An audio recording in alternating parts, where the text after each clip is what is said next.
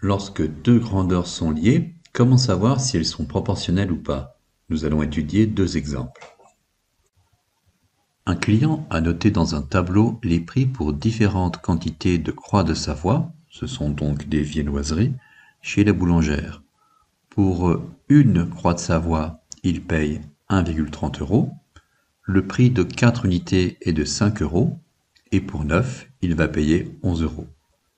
On souhaite savoir si le prix à payer est proportionnel ou pas au nombre de croix de Savoie achetées. C'est à vous. Étudions le tableau. Si la situation est proportionnelle, 4 croix de Savoie doivent coûter 4 fois plus cher qu'une seule. Donc, pour obtenir le prix des 4, je devrais pouvoir multiplier par 4 le prix d'une viennoiserie. Allons-y. 4 fois 1,30 égale 5,20. Donc, les 4 viennoiseries devraient coûter 5,20 € si on croit que la situation est proportionnelle. Mais, d'après le tableau, 4 croix de Savoie ne coûtent pas 5,20, mais ici 5 €.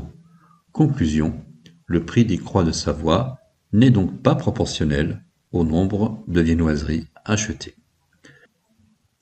Donc, si vous savez que deux grandeurs sont liées, ici, plus on achète de viennoiseries, plus ça sera cher. Même si on vous fournit les valeurs dans un tableau qui semble convaincant et bien présenté, les grandeurs ne sont pas forcément proportionnelles entre elles. Second exemple, la taille d'une personne est-elle proportionnelle à son âge? C'est à vous. Commençons par identifier les deux grandeurs que nous étudions dans cet exercice. Il s'agit de la taille d'une personne et de son âge. Ces deux grandeurs sont-elles liées? Oui, si l'on considère que la taille d'une personne évolue avec le temps. Si ce n'était pas le cas, les pédiatres auraient bien du mal à constituer des courbes de croissance afin d'estimer la taille que pourrait avoir un enfant à l'âge adulte. Ces grandeurs sont-elles proportionnelles? Il va falloir réfléchir pour pouvoir répondre à cette question.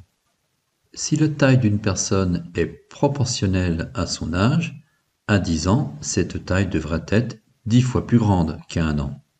Prenons le cas d'un enfant qui, à l'âge d'1 an, mesure 75 cm. Je calcule sa taille à 10 ans, et cette taille, elle devrait être 10 fois plus grande que la taille qu'a l'enfant à 1 an.